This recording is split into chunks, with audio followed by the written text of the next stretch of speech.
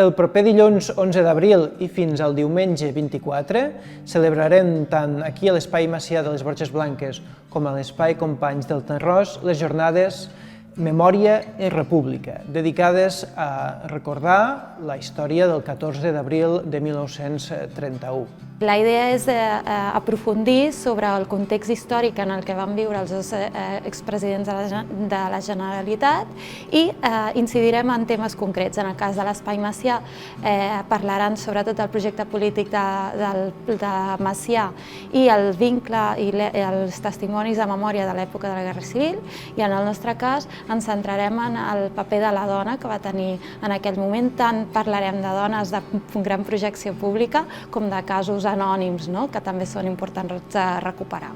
Si voleu participar de totes aquestes activitats, us esperem a l'Espai Macià i a l'Espai Companys.